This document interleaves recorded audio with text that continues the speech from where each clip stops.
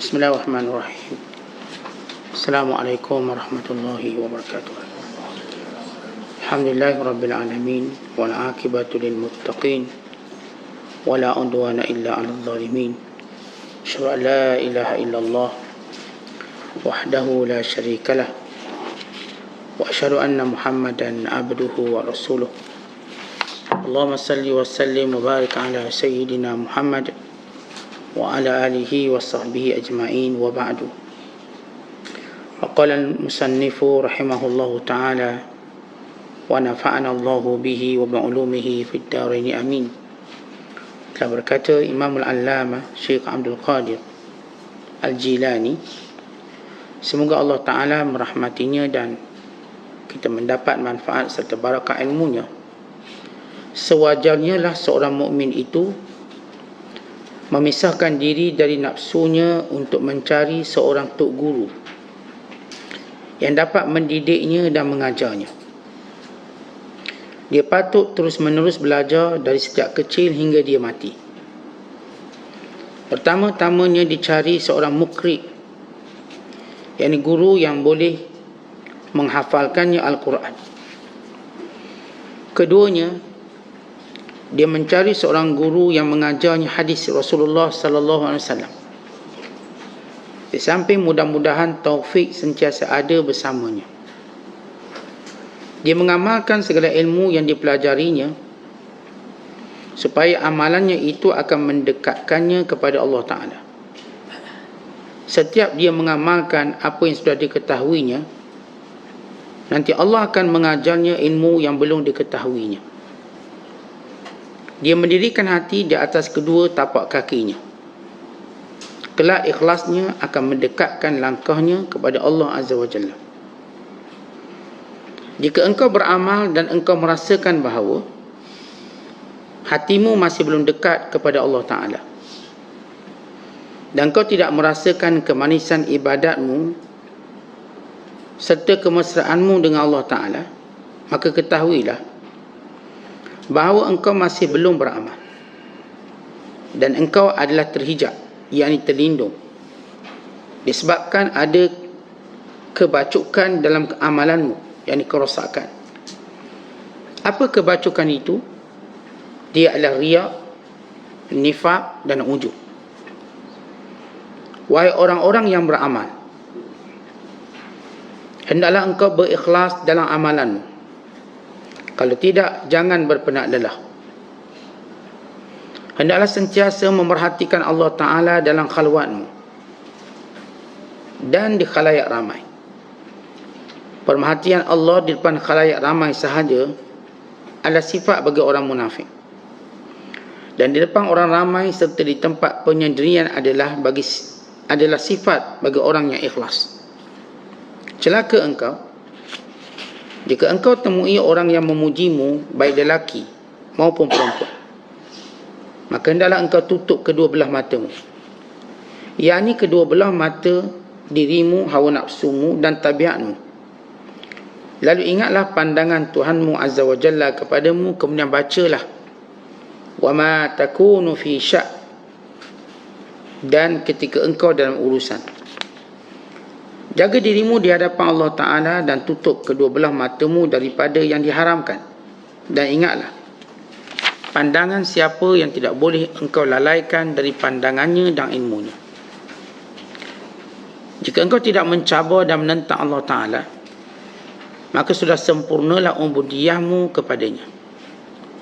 Dan berhaklah engkau masuk ke dalam kumpulan siapa yang Allah berkata pada hak mereka, iaitu inna ibadi laisa laka alaihim sultan.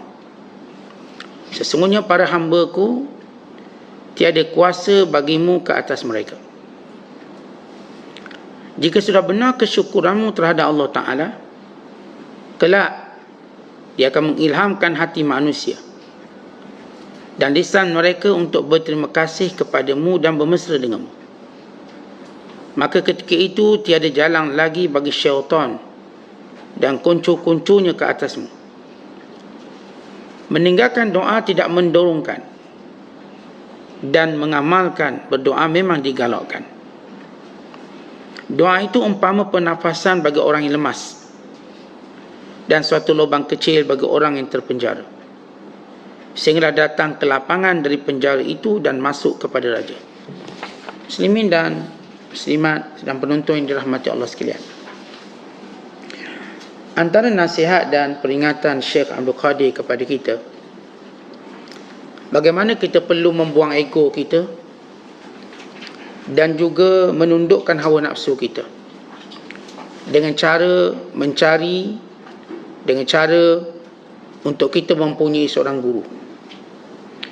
Manusia yang tidak punya guru ialah manusia yang sombong, sebab dia merasakan dia pandai, dia merasakan dia dah tahu, dia merasakan dia tak perlu apa-apa daripada orang lain.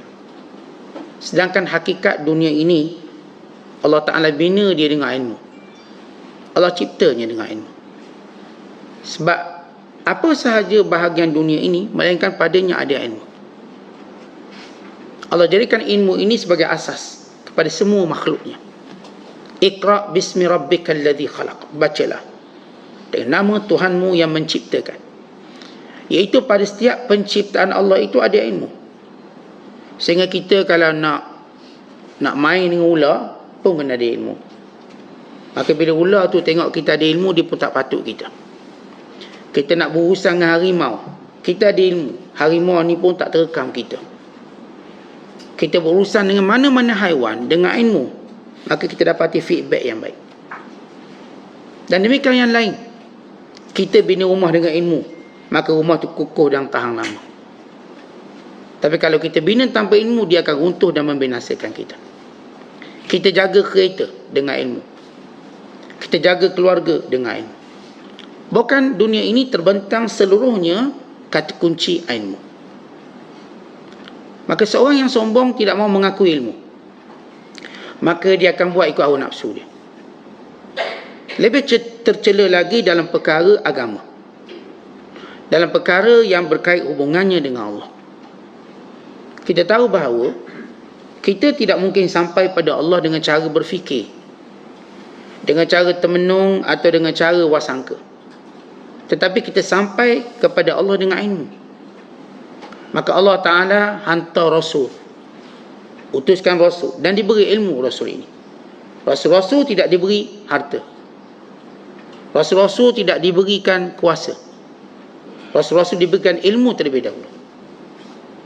Semenjak mereka masih kecil lagi, Allah dah pelihara mereka dengan ilmu, sehingga mereka tidak pernah menyembah berhala dan tidak pernah berzina, bahkan tidak pernah menipu, bukan tidak pernah buat benda-benda buruk walau belum jadi Nabi dan Rasul. Allah dah beri kepada mereka ilmu dulu, sehingga mereka sampai pada usia yang Allah lantik, Allah jadikan mereka Rasul, disempurnakan ilmu dengan diberikan wahyu. Maka dengan ilmu, para Rasul membimbing manusia. Para Rasul tidak bimbing manusia dengan harta, tidak juga dengan kuasa, tetapi dengan ilmu, dan mewujudkan kelompok dan golongan berilmu yang kenal Allah, yang kenal akhirat, yang kenal kematian, yang kenal matlamat kehidupan, yang kenal dengan perkara yang patut manusia kenal. Kerana bila mana dia tidak mengenalinya, maka akan datang musibah kemudaratan. Jadi Syekh memulakan dengan berkata, tundukkan nafsu dengan cari tok guru. Seorang yang saya katakan tak memperakui pentingnya ilmu, dia takkan ada tok guru dalam hidup. Kita tuan-tuan aib kalau orang tanya kita kerja apa. Kalau tuan-tuan tak ada kerja, tuan-tuan malu. Kerja apa? Saya tak ada kerja, malu. Tak boleh jadi menantu, tak layak jadi suami, bahkan even tak layak jadi manusia, tak ada kerja. Jawapan paling terhormat kita boleh jawab pun, kita akan kata belum dapat kerja. Ni anak teruna, ni anak dara dah keluar universiti, dah kerja? Belum lagi, dah apply dah, belum dapat kerja. Aib dia kalau dia tak bekerja pada satu waktu.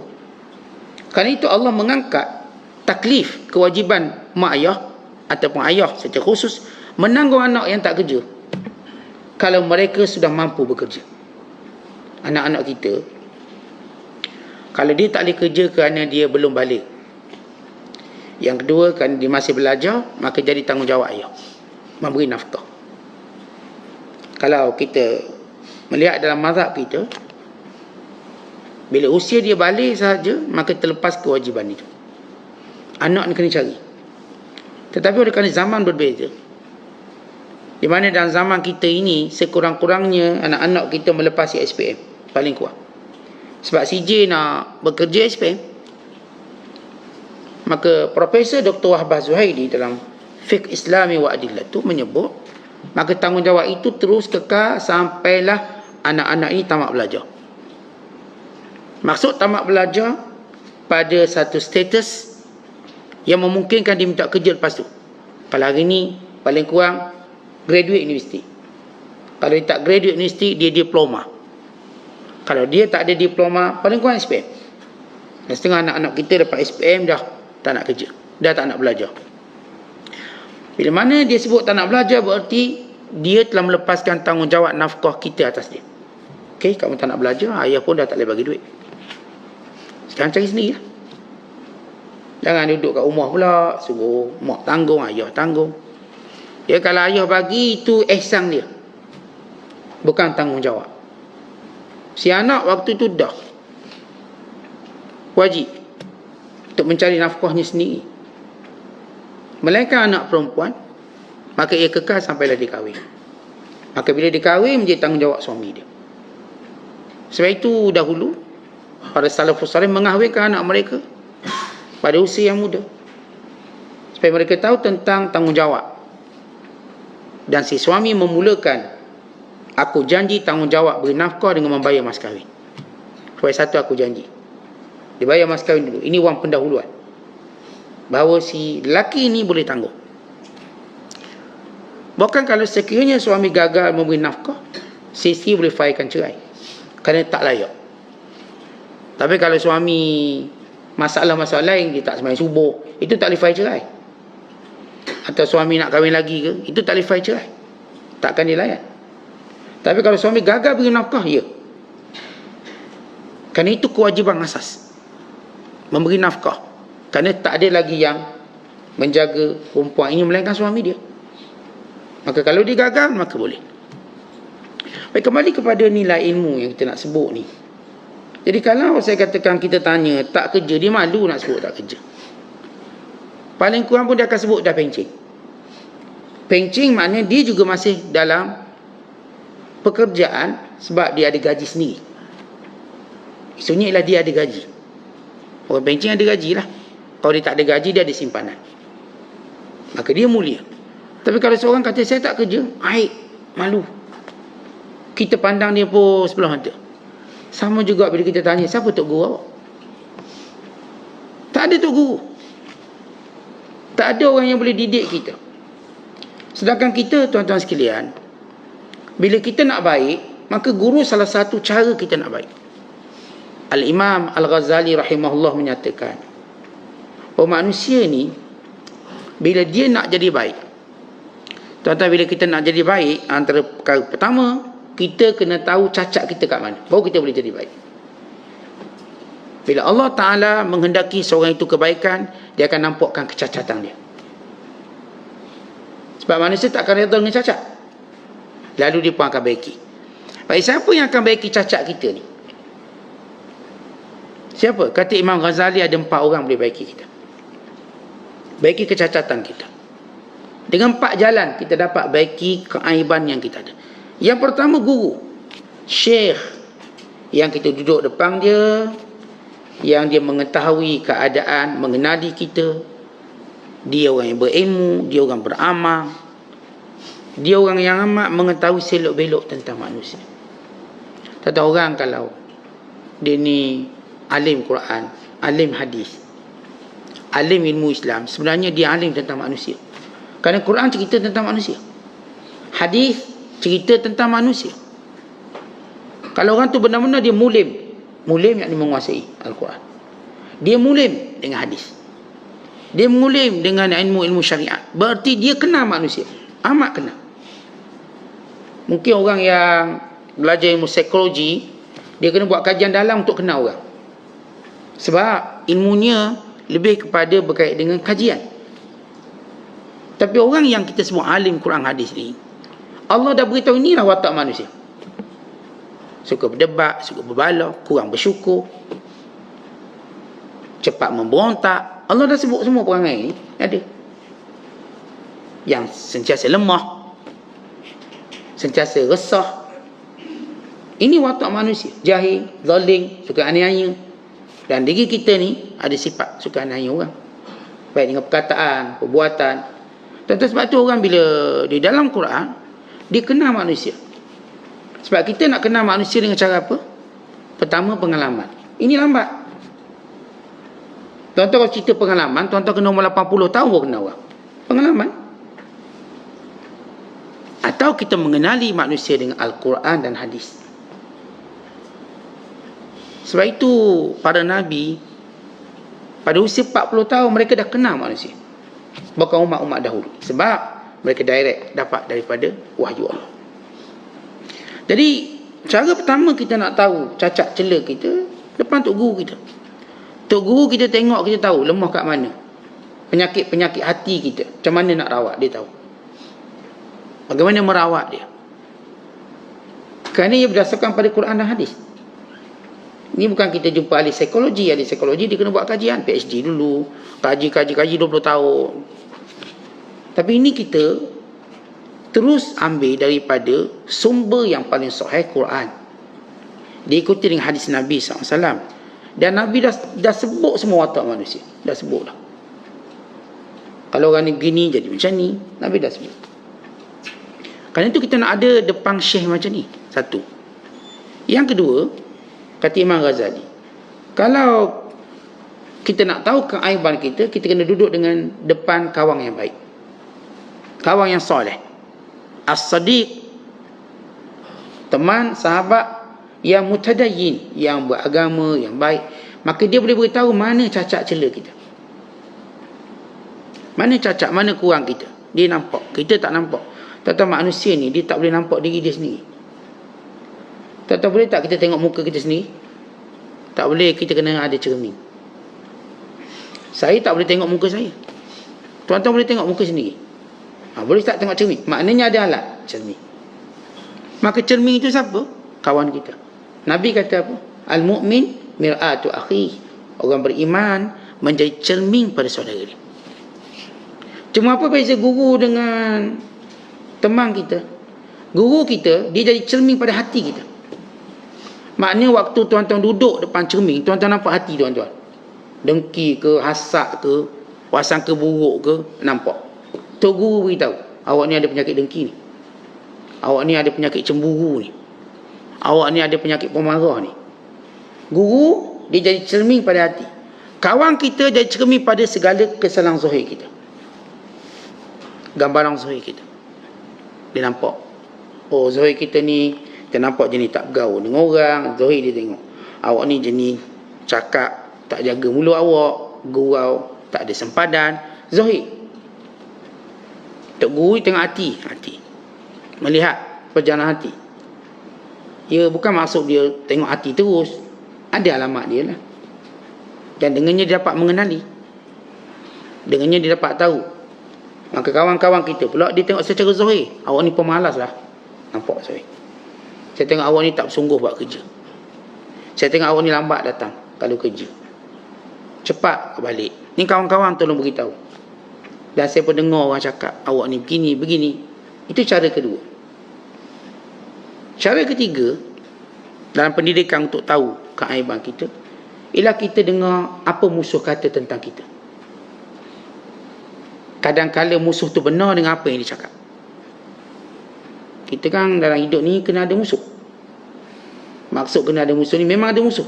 Saat saya tak suka gaduh dengan orang, awak tak suka, dia orang suka. Saya ustaz naik kereta tak suka buat laju-laju, tak langgar orang. Yelah, ada orang suka langgar awak. Kalau tuan-tuan duduk atas jalan, kita berhati-hati macam mana pun, kita tak nak langgar orang, betul. Tapi tak mungkin orang tak langgar kita. Mungkin orang langgar kita. Walau kita dah masuk signal, dah tekan brake, tahu-tahu pun melanggar kita. Buat imam dia sengaja, dia tak sengaja, itu hal lain. Tapi akan berlaku. Kita dalam hidup, siapa kata dia tak ada musuh? Saya rasa saya tak ada musuh. Sebab apa dia cakap macam tu? Sebab dia bodoh. Orang bodoh je kata dia tak ada musuh. Orang cerdik tahu dia ada musuh. Kita tuan-tuan ada musuh. Wa imma musuh yang memang sudah bersumpah depan Tuhan, namanya iblis dan syaitan. Itu musuh. Dan tuan-tuan jangan ingat iblis syaitan ni bersenang-senang membiarkan kita hidup tenang. Dia akan jadikan kita bermusuh. Pertama, dia akan jadikan kita bermusuh suami isteri. Itu kalau suami isteri silap sikit minta cerai, silap sikit nak minta cerai. Dia ajar kita gaduh. Padahal tak ada apa sangat. Baik perangai suami nak cerai, isteri nak minta cerai, dia tak boleh kurang sikit. Padahal kalau dalam hal lain dia boleh pula terima kekurangan. Kenapa? Syaitan. Itu syaitan kalau boleh ceraikan rumah tangga, naik pangkat syaitan tu. Tapi bila dah tak kahwin jadi baik pula. Kita walaupun dah bercerai tapi baik. Kenapa tak baik masa kahwin? Waktu bercerai baik. Kita sama-sama jaga anak, baik. Tak ada apa-apa. Maknanya dulu siapa yang buat kita berentakkan macam gitu? Syaitan. Yang ternyata kalau dah tak bercerai baik pula dia. Sama-sama pula jaga anak. Nampak macam profesional pula. Nampak macam matang. Masa kahwin tak matang. Kenapa? Syaitan. Ini kita kena ingat. Nah, hidup kita ni ada syaitan. Kemudian manusia. Manusia ni dia akan jadi musuh kita. Tuan-tuan suka atau tak suka. Saat saya, alhamdulillah, saya memang tak pernah cakap tak elok tentang orang. Saya pun kurang bergaul. Tuan-tuan, orang ni ada dengki. Dengki ni tak payah dijemput, dia datang. Dengki ni kadang-kadang dia tengok kita baik pun jadi dengki kat kita. Kenapa dia baik sangat? Dengki. Dia nampak kita bagus, kita jadi tak peduli orang, dia pun nak dengki. Dia nak marah pada kita. Kenapa? Pun kan itulah watak manusia. Tuan-tuan, Qabil dan Habil, dua beradik ni, lahir daripada perut wanita paling mulia, Hawa. Bahkan setengah ulama tafsir kata dia ni mengandung dalam syurga. Maknanya Hawa ni mengandung dalam syurga Qabil dan Habil, dalam perut. Kalau anak kita lah mengandung, kita mengandung luar negara, anak power dah tu. Ni ustaz, anak saya dapat dekat UK. Ni anak saya dapat daripada US ni. Kita rasa macam cerita tu macam happening sikit lah. Budak tu nampak macam cerdik. Ini Qabil dan Habil turun dunia. Tahu-tahu waktu tu kalau tengok tak ada musuh. Tak ada. Tiba-tiba dua beradik ni boleh bergaduh sampai berbunuhan. Ini Qabil bunuh Habil. Habil kata, aku tak nak bunuh kamu. Tak nak bunuh, sudah aku nak bunuh. Aku tak nak lawan. La in basatta ilayya yadaka litaqtulani ma ana bibasitin yadiya ilayka liaqtulak. Inni akhafullah rabbal alamin. Kalau kamu nak cari gaduh, aku tak nak cari gaduh. Aku takut Tuhan. Dengan terjemahan mudah. Kalau kamu nak cari gaduh, kata Habil, aku tak nak cari gaduh. Aku takut Tuhan. Lalu apa yang dia buat oleh Qabil? Senang. Tak nak gaduh lagi senang. Kita bunuh terus. Maka matilah. Salah dia apa? Apa salah dia? Dia tak ada salah apa. Dia berkahwin mengikut syariat. Syariat. Ni syarat berkahwin mesti daripada kembar perut lain. Artinya Hawa bila dia melahirkan anak, kembar, seorang lelaki seorang perempuan. Kembar yang sama tak boleh berkahwin, dianggap dia beradik. Kembar yang berasingan maka boleh kahwin, kena berlawan kahwin. Ini Iklimah, ini Luiza. Kalau setengah kita ambil sandaran sebahagian daripada tafsir. Kalau kita tak nama pun tak apalah, dua perempuan. Di mana Habil ni kahwin berdasarkan syariat. Tapi si Qabil marah juga. Ikut hukum dah tu, marah. Kan itulah hakikat dunia. Tuan-tuan, kita ni kalau ikut hukum pun orang marah. Kita ikut hukum, orang marah. Maknanya kita sentiasa ada musuh. Kita jangan kata, Ustaz, saya tak ada musuh. Maka kita awak mana tahu tak ada musuh. Siapa kata dia tak ada musuh, melainkan saya kata dia tak tahu tentang hidup. Kita ni ada musuh kita. Wa imam musuh saya kata memang jelas bersumpah, nama syaitan iblis. Atau musuh bernama manusia. Syayatinul insi wal jin. Setan-setan manusia, syaitan-syaitan jin. Ada. Jadi bila musuh kita ada, tuan-tuan, dia akan bercakap sesuatu kekurangan kita. Barangkali kekurangan yang disebut itu benar, kita juga ambil. maklum benda itu untuk baiki diri. Yang keempat, ialah dengan cara kita bergaul dengan orang. Ini kata Imam Ghazali, kita ringkaskan. Kata Imam Ghazali, kita nak tahu aib kita untuk kita belajar jadi baik, bergaul dengan orang. Mana-mana sifat yang kita tak suka, maka kita jangan buat sifat tu. Tuan-tuan, kita kan bila bergaul, kita pun tengok, kenapa dia buat macam tu? Kenapa awak tegur, awak marah? Kan tak elok buat macam gitu. Jadi kita pun jangan buat macam gitu.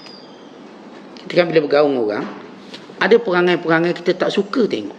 Jadi perangai yang kita tak suka tengok, kita jangan buat. Dia tu sombong lah, tak nak tegur orang.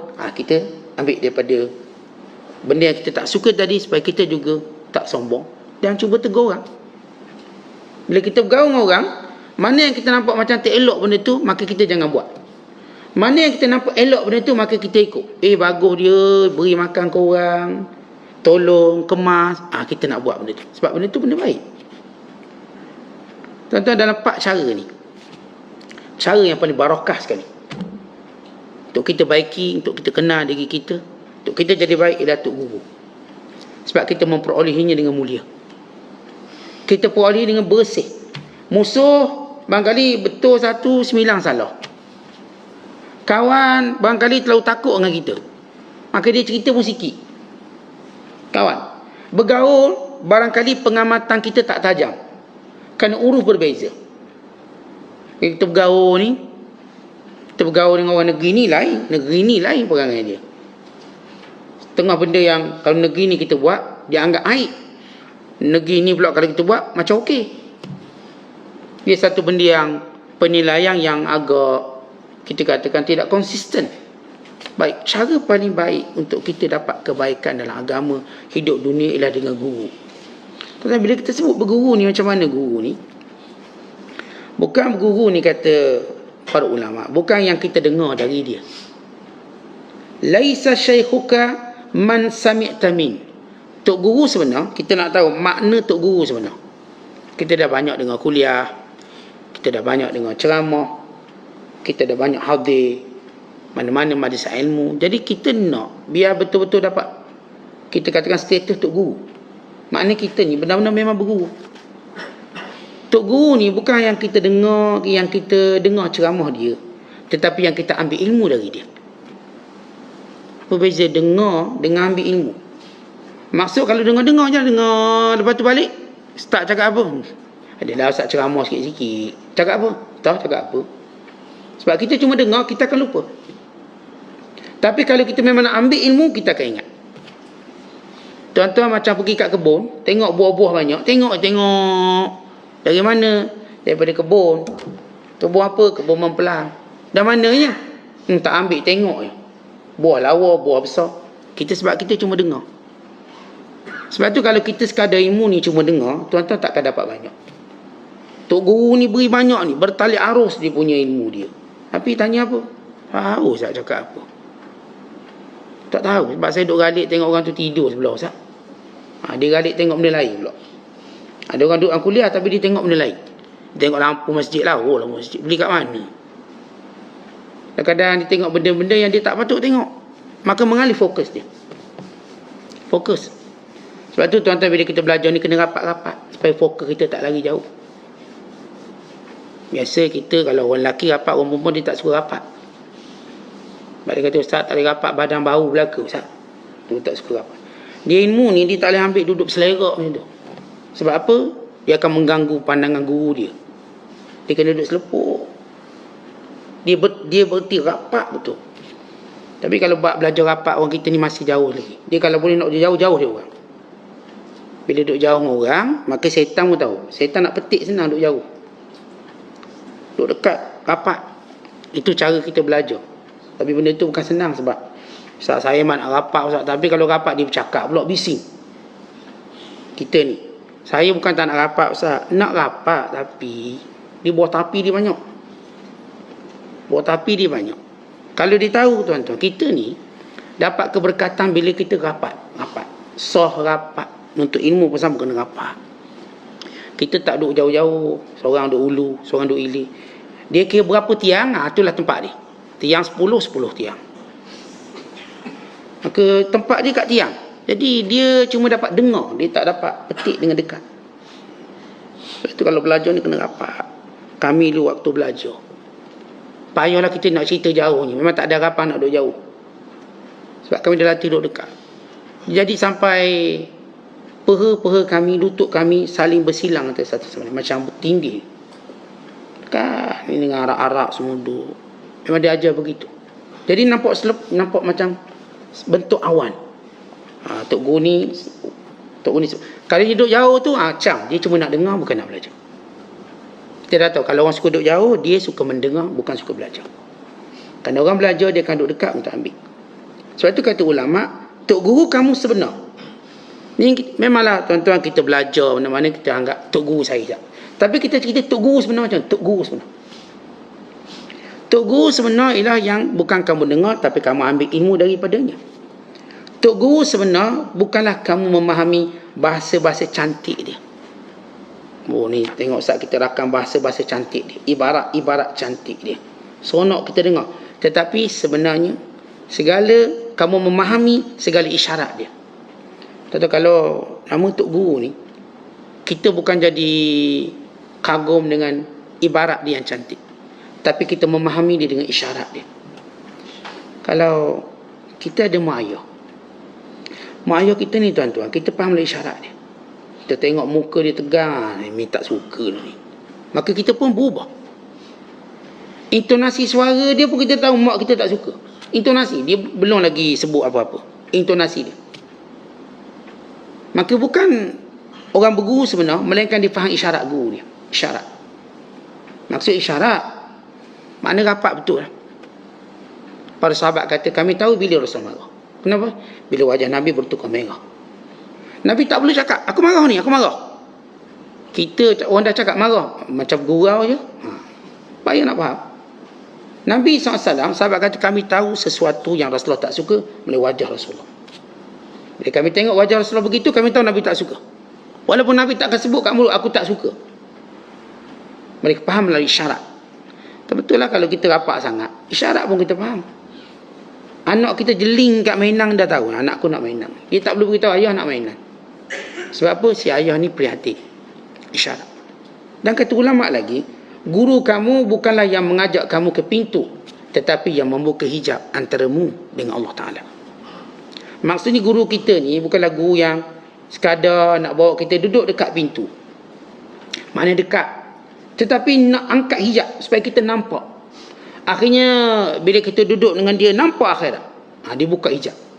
Nampak azab kubur, dia buka hijab. Ini yang disebut oleh Hamzalah radhiyallahu ta'ala anhu. Waktu kami duduk dengan Rasulullah, kami nampak syurga. Kami nampak neraka. Kami nampak segala-galanya. Datang gerung, datang rindu. Tapi bila kami pulang pada keluarga masing-masing, maka kami mula lalai dengan isteri, dengan anak-anak. Mana guru yang hebat ni, dia buka hijab. Kalau cerita bab mati, kita rasa macam kita. Ni macam aku ni. Kita rasa kita.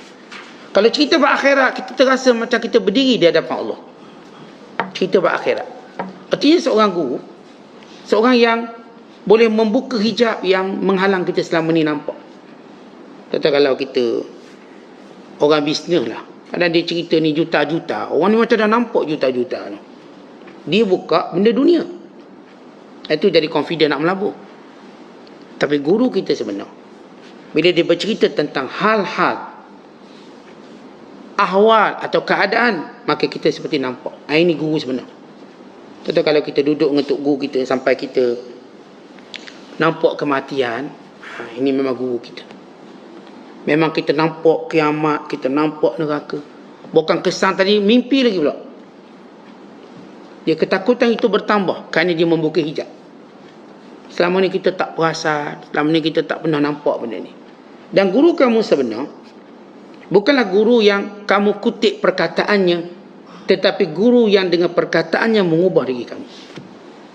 Tok guru kita tuan-tuan bukan yang kita duk catat ilmu dia tu sampai bergebar-gebar kertas. Tapi setiap benda dia cakap, dia ubah kita.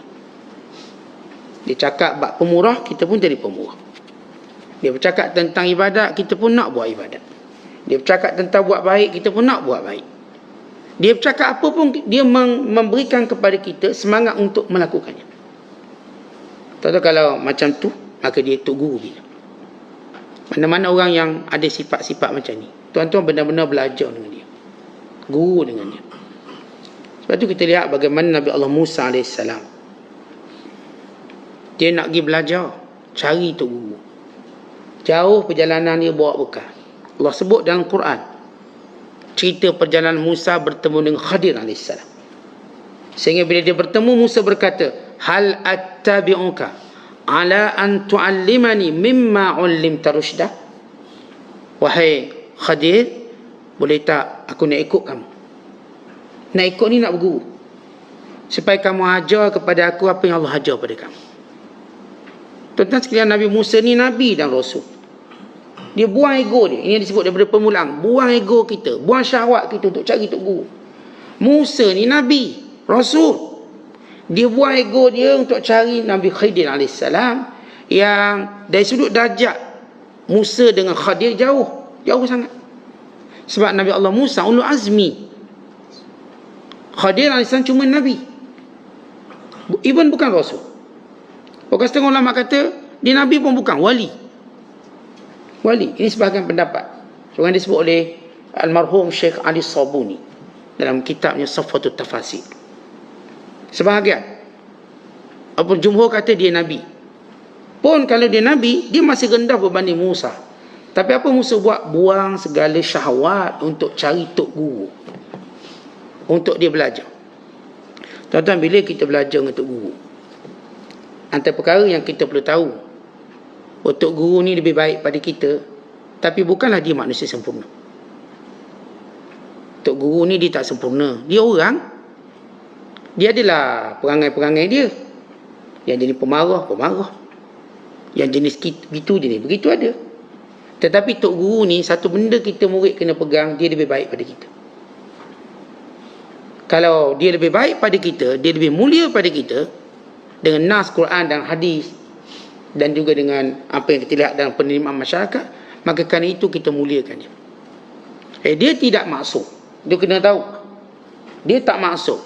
Dia juga akan buat dosa, dia juga akan buat silap, dia juga akan buat salah.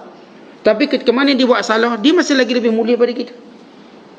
Contoh kita sebut orang kaya, kalau bisnes dia ada masalah, tapi dia tetap kaya.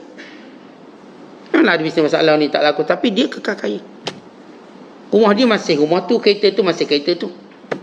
Tapi kalau orang bawah miskin, kalau dia bisnes masalah, dia memang dari awal pun dah miskin. Bisnes pula masalah, 2 kali jatuh tangga. Orang alim, orang soleh, ya betul, dia mungkin buat salah, dia mungkin buat kesilapan dalam hidup dia, sebab dia manusia. Kita pun tahu. Hatta kata Junaid al-Baghdadi, even seorang wali, dia juga mungkin tergelincir buat maksiat. Bila Junaid Baghdadi ditanya, apakah wali boleh berzina? Maksud, boleh tak dia terjebak dengan dosa zina? Boleh. Tetapi dia kembali semula pada kewalian dia. Dia bertaubat, dia kembali. Tentang gini, kalau kita tengok, orang ni kalau kaya, dia bisnes jatuh, dia cepat naik sebab dia dah tahu, dia dah ada connecting dia. Dia jatuh, dia bangkit balik. Orang dah wali ni, dia mungkin tergincir buat dosa. Tak kira dosa apa pun. Kita sebut yang paling parah sekali, dosa zina. Mungkin dia buat, mungkin. Boleh, tak ada mustahil. Tetapi dia tahu kesalahan tadi menyebabkan dia bertaubat berkali ganda berbanding orang lain. Dia bertaubat berkali ganda berbanding orang lain. Oleh sebab itu, bila kita sebut tok guru, pandanglah dia dengan kemuliaan yang dia ada, walaupun dia tidak sempurna. Kita kena terima, tok guru tak sempurna. Pernah kami, waktu kami nak belajar, dia sebutlah salah seorang guru yang mengajar kami. Maka kata kawan saya ni orang Arab Mesir, dia kata, Syekh, hadha rajul azim, alim, lakinnahu yudakhil. Ini orang alim, tapi dia ni merokok, seokok.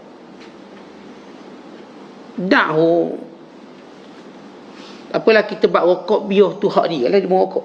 Tapi ilmu dia kita nak ambil. Kami berazam nak ambil ilmu dia, tak apalah dia merokok. Dia ada kurang ni, tok guru. Ni tok guru lama, tok guru baru-baru dah tak ada merokok dah. Lama-lama merokok. Waktu kita dulu memang merokok ni, kita anti sangat, anti. Kalau tok guru merokok pun kita dah tak pandang dah. Tapi kita dia ajar, bukan begitu cara dia. Walaupun tok guru tu dia adalah kurang-kurang dia, tapi dia masih lebih baik pada kita. Jauh lebih baik. Dia dengan PhD-nya, karang kitab dia. Jadi kita pun ambil. Bila kita ada niat nak belajar, saya ada niat, saya pun pergi ke kampung Arab. Tapi kita pergi ni lepas subuh. Orang Arab lepas subuh tidur. Kita macam kita samalah, kita pun macam orang Arab juga bila bulan Ramadan, tidur lepas subuh. Arab memang dia biasa tidur lepas subuh, tengah hari baru boleh jumpa dia. Saya pergi lepas subuh, marah dia. Syekh, awak punya ziarah ni pelik, dia kata. Kita orang tak ziarah orang Melayu lepas zuhur. Nak ziarah Arab ni kena ziarah lepas zuhur. Ataupun ziarah tengah malam tak apa, sebab dia orang tak tidur malam. Di subuh confirm tidur kebanyakan. Mereka kalau hari kerja. Jadi saya pergi bawa tempat pengajian. Kita niat nak belajar, niat. Bila sebut Tok Guru ni ada kekurangan ni, kekurangan, rasa juga lemah.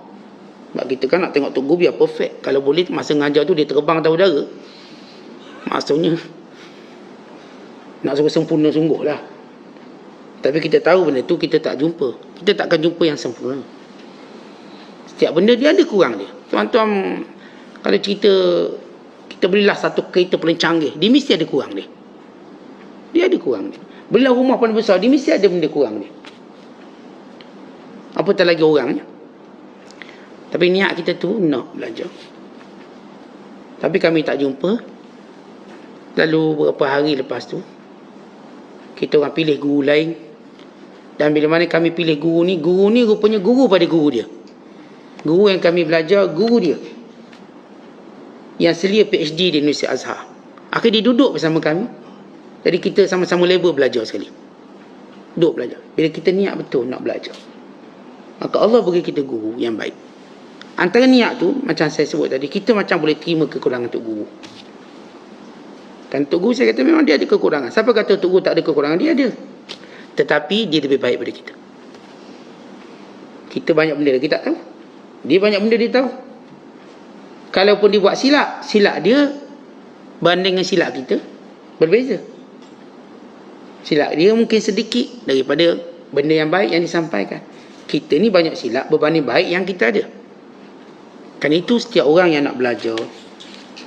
Jadi tak perlu tengok gurunya sempurna, tapi dia paling kurang melihat gurunya lebih baik pada dia. Tentang orang yang konsep dia melihat orang lebih baik pada dia, orang ni paling banyak dapat ilmu. Tapi orang yang saya katakan cuba nak cari Tok Guru sempurna, dia tak dapat ilmu. Sebab dia mencari sesuatu yang mustahil. Dia cari benda yang mustahil. Mana ada orang sempurna? Ni setiap guru ni dia ada. Yang dia kata, Imam Syafi'i bila tegur Tok Guru dia, dia kata, Tok Guru tak takut ke anak murid lari? Kenapa? Tok Guru bengkeng sangat. Di mana salah seorang guru Imam Syafi'i itu di bengkeng. Dia kalau bahasa kita sebut pongoh. Dia jenis garang. Dia garang. Lalu kata Imam Syafi'i tak takut ke anak murid lari? Lalu kata ulama ini, kalau anak murid itu lari sebab aku garang, dia bodoh. Dia bodoh. Tapi bila kita lari daripada Tok Guru kita kerana kita melihat sedikit kekurangan, maka kita orang bodoh. Kerana kita takkan jumpa orang yang tak ada kekurangan. Lepas tu ramai orang, ini sejarah kita, sejarah. Ramai orang, bila tinggalkan seorang guru yang disangka ada kekurangan, dia akan jumpa guru yang lebih banyak kekurangan daripada guru sebelum tu. Akhirnya, dia tak dapat apa pun dia nak. Maka ini proses bagaimana cara kita berguru. Kata Syekh Abdul Qadir, guru pertama kita nak suruh dia ajar Quran kita. Muqrid. Yes, kerana perkara pertama yang kita kena tahu, tuan-tuan, kalau kita aling semua benda, Quran je kita tak pandai, sebenarnya kita tak pandai. Dia kalau kita ambil SPM dululah, semua lulus, bahasa Melayu tak lulus, maka tak lulus. Yang lain semua A, bahasa Inggeris A, ni fizik A, kimia A, bio A. Bahasa Melayu dapat E atau F, CJ tu tak ada nilai. Sama juga kita duk mengaji agama, tapi Quran tak faham, kita dianggap tidak belajar, belum belajar. Itu perkara pertama yang perlu kita ajar Quran. Wa imma dari sudut bacaannya, wa imma tafsirnya, dan hukum-hukum berkait dengan Al-Quran. Biar belajar. Cari Tok Guru yang mahir Quran. Yang kedua, cari guru yang mahir hadis Nabi. Kenapa yang kita nak buat ni, sama ada kita ikut, kita mesti ada contoh. Pak Iman, tuan-tuan contoh Tok Guru. Tok Guru pula contoh siapa? Saya contoh Tok Guru saya. Tok Guru awak pula contoh siapa? Dia mesti berkesudahan mengikut Nabi SAW. Mesti. Sebab yang menyampaikan kita pada Allah Nabi SAW. Kalau orang tu dia bukan ikut Rasulullah SAW, sebenarnya dia tak mengikut jalan yang benar. Jadi tok guru kita ni dia kena tahu hadis Nabi. Bukanlah sampai peringkat dia ni PhD hadis, bukan, tak syarat dia tahu. Ini Rasul buat, ini sunnahnya, ini makruhnya. Yang kalau cerita bab puasa dia tahu, okey apa yang Rasul buat, okey Nabi segerakan berbuka puasa. Dia tahu. Habis kalau nak lambatkan buka puasa, nak lambatkan Rasulullah segerakan berbuka puasa dan Nabi segerakan solat maghrib. Habis kalau nak lambat pun boleh. Kerana semua benda itu ada dalam perbuatan dan diikrarkan oleh Rasulullah. Tak salah ada sahabat kalangan mereka dia akan berbuka dengan kurma, kemudian terus solat maghrib. Dan Nabi SAW bila berbuka puasa dia akan berbuka dengan rutab. Kalau tak ada rutab, Nabi akan makan kurma. Pernah satu ketika Rasulullah waktu berbuka puasa kurma pun tak ada, maka Nabi cuma minum air teguk baru solat maghrib. Ada pula sahabat dia bukan makan kurma je, makan kambing sekali. Makan dulu, lepas kenyang semua baru dia solat. Pun ada. Orang pun tanya pada Aisyah, "Wahai Aisyah, kami nak tanyalah, mana satu yang baik? Imam kita orang buka dulu solat maghrib, atau kita makan banyak-banyak baru solat maghrib?" Kata Aisyah, dua-dua itu betul. Dua-dua betul. Rasulullah akui benda tu, tak ada masalah. Kerana kita punya nafsu kita berbeza. Tetapi yang Rasulullah buat, Rasulullah akan makan sikit kemudian solat. Tapi yang lain buat tu pun tak salah. Okey, betul. Dari situ kita tahu betul atau salah. Bila Rasul kata sunat kita segera berbuka puasa. Apa hukum yang melambatkan berbuka puasa?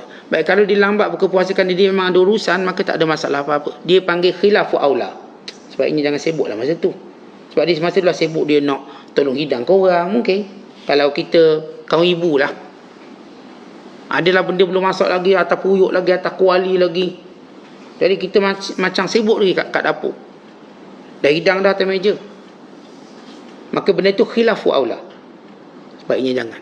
Tapi kalau kita sengaja buka lambat kerana menganggap bahawa buka lambat itu lebih baik, maka itu makruh. Buka lambat pun boleh, apa tak boleh? Baru kita kata baik buka lambat. Kalau dia beranggapan demikian makruh, kerana yang sebaiknya ialah buka awal. Maka di situ dia ada ilmu. Sebab itu kita kalau duduk dengan orang yang faham sunnah Nabi SAW, kita pun tahu hukumnya ni, larangan ni makruh ke, khilafu aula ke, haram ke, kita tahu. Sebab itu kita kena ada guru yang tahu hadis Nabi SAW. Kena faham hadis Rasulullah. Kalaupun dia tak mengajar kita hadis pun tak apa, tapi dia faham lah, sehingga dia boleh bahaskan setiap perkara walaupun tidak detail, tapi dia dah beri faham pada kita. Ini cara Rasulullah buat, cara makan Rasulullah, cara tidur Nabi SAW, cara Rasulullah berjalan, cara Rasulullah bercakap, cara Rasulullah menyelesaikan masalah, cara Rasulullah bila berhadapan dengan tekanan dalam kehidupan baginda. Bila tengok para sahabat bergaduh, sebab Rasulullah SAW zaman Nabi, tuan-tuan jangan ingat zaman-zaman perfect. Zaman Nabi macam zaman kita juga. Orang dengki ada, orang jahat ada, orang berzina ada, orang mencuri ada. Tapi Rasulullah memperbaiki dan terus memperbaikinya. Kerana kita tak akan jumpa zaman orang baik semua, tak akan.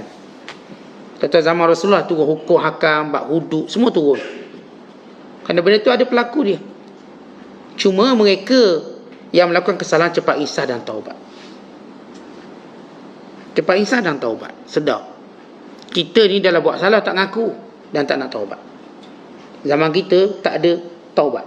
Zaman mereka suka taubat. Zaman kita, ya, buat salah, kesalahan yang ada ini pun ada kesalahan yang ada pada zaman dulu. Tapi apa beza zaman kita dengan zaman mereka?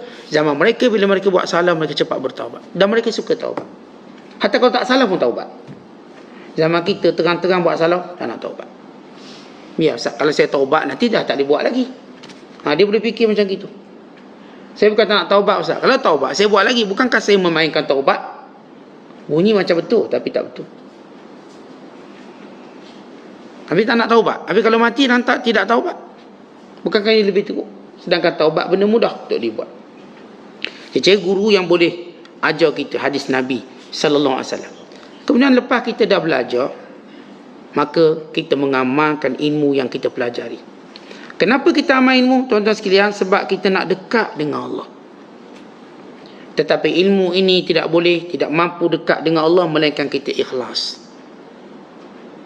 Ilmu tu dah bagus, memang ilmu untuk dekat dengan Allah, tapi ilmu ni mesti ikhlas kepada Allah.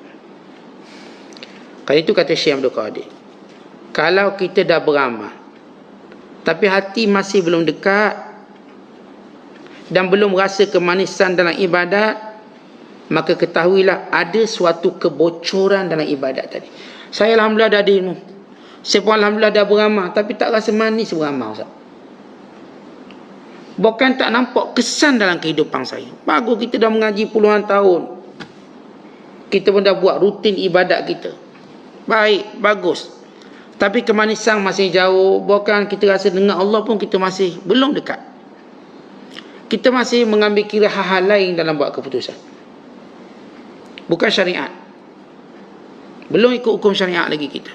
Tetap ikut emosi, tetap ikut nafsu. Orang kata ni, awak buat macam ni tak masuk syurga. Tak apalah, tak masuk syurga pun. Dia boleh cakap macam tu lagi. Tetapi kita ni jangan lupa satu benda. Bila kita berurusan dengan makhluk ni, kita nak mendapatkan redha Allah dan syurga Allah.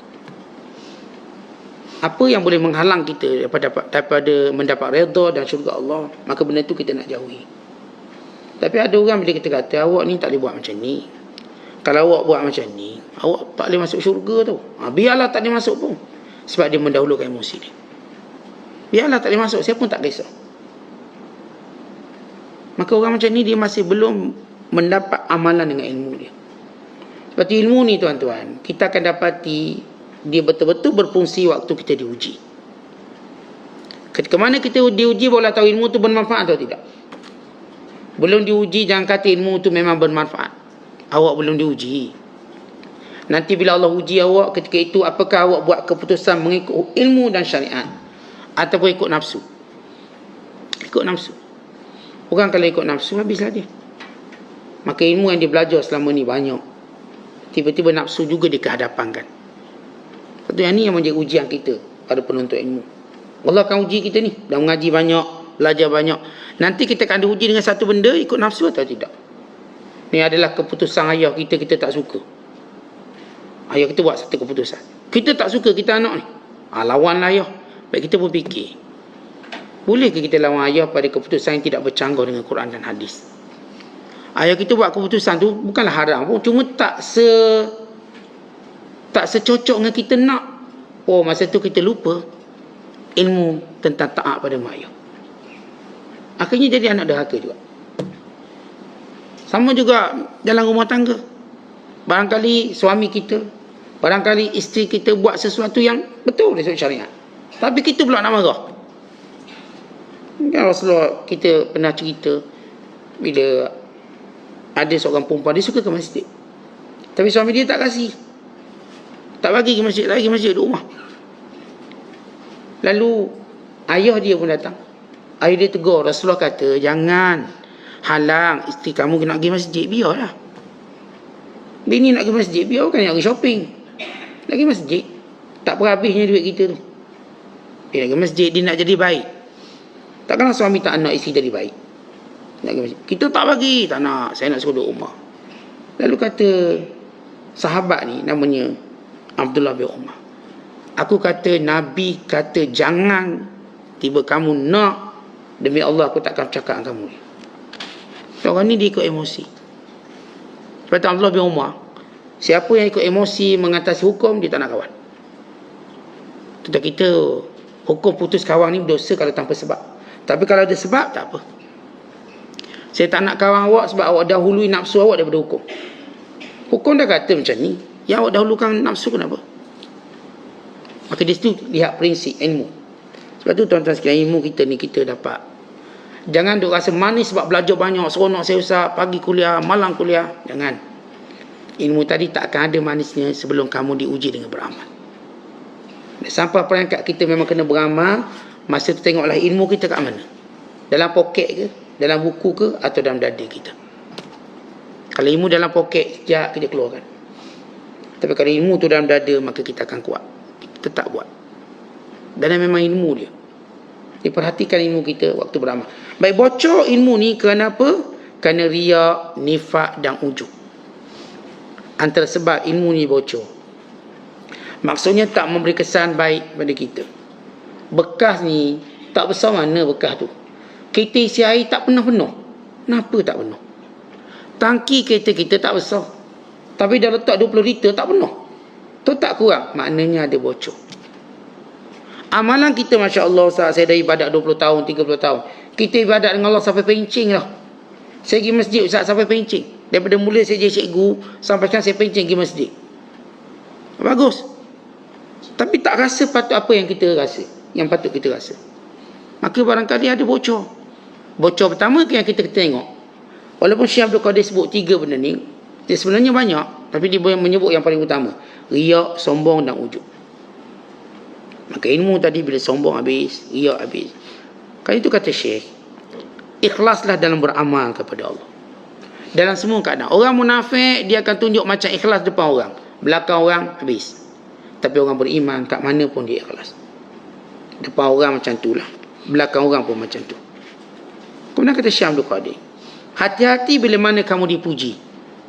Tentang kita ni, antara penyakit kita ialah bila kita dipuji dan dikeji. Waktu tu kita mula goyang. Dipuji, goyang yang lain. Dikeji juga goyang. Kadang-kadang bila kita nak buat sesuatu, orang marah kita. Dan kadang-kadang bila kita nak buat sesuatu, orang puji kita. Kata Syekh Abdul Qadir, pejamkan matamu daripada segala pujian dan kejian. Lihat kurnia Allah Ta'ala padamu. Lihat perintah Allah Ta'ala padamu. Wa ma takunu fi syak. Lihat setiap urusan kamu ni. Betul tak betul? Tuan-tuan, jangan kita menilai betul sebab ada orang puji. Salah sebab orang keji. Betul itu betul dan salah itu salah. Ramai manusia hari ni dia rasa betul bila netizen puji dia. Betul. Dia rasa salah bila netizen kata salah. Tuan-tuan, kita tak hidup macam tu. Walaupun ia agak sukar. Saya nak hidup berdasarkan apa yang syariat kata. Kalau syariat kata betul, saya akan buat. Walaupun orang nak marah kat saya. Kalau syariat kata salah, saya tinggal. Walaupun orang puji saya, suruh buat. Sebenarnya ini benda yang agak sukar untuk kita tempuhi dengan ilmu yang benar. Siapa yang mendapat ilmu yang benar, maka raiblah segala pujian dan kejian. Kalau kita betul dapat ilmu betul, tuan-tuan, pujian dan juga kejian diraib, tak ada.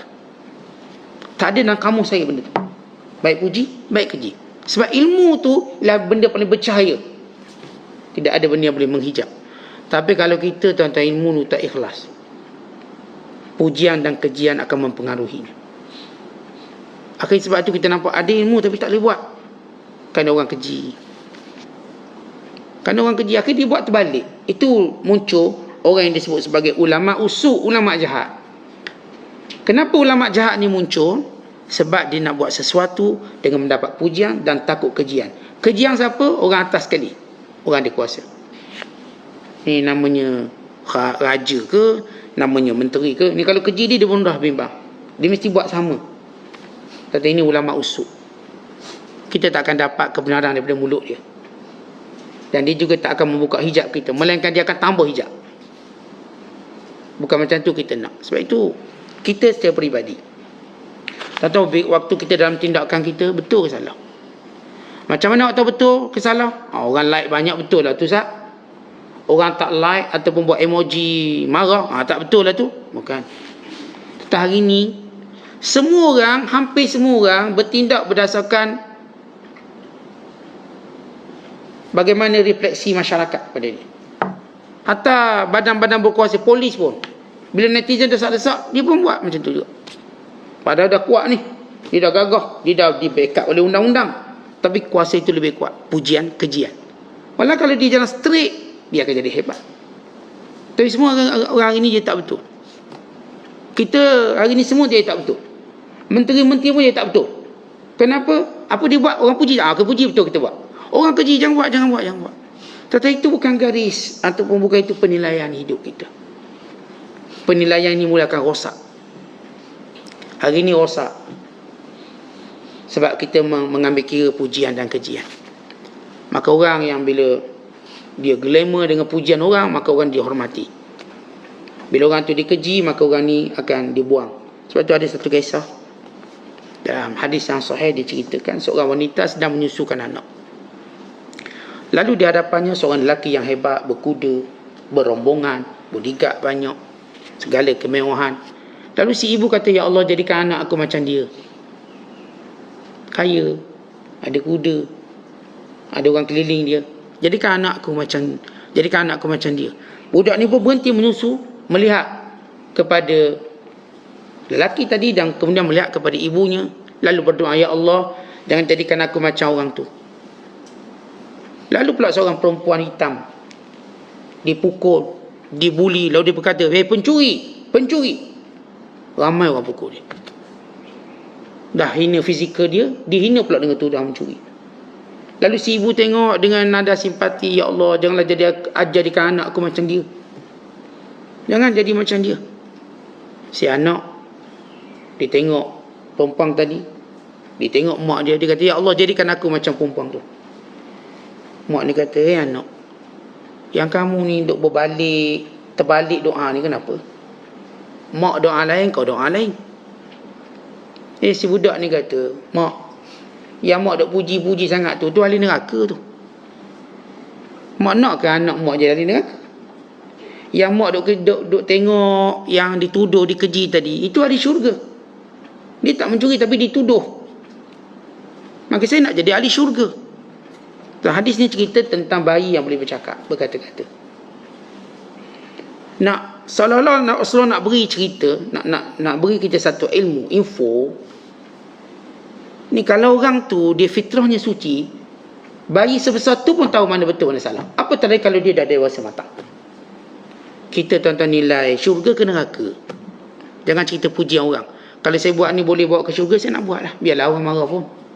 Kalau benda ni menyebabkan neraka, saya tak nak buat walaupun orang suka. Lihat jelas cara kita hidup. Lepas tu kita bimbang zaman kita tu ada. Zaman orang buat satu benda kerana dorongan orang, bukan kerana berpaksikan kepada hukum. Maka hati-hati ilmu seumpama itu yang akan boleh merosakkan kita, menjauhkan kita daripada Allah Ta'ala. Wallahu a'lam. Assalamualaikum.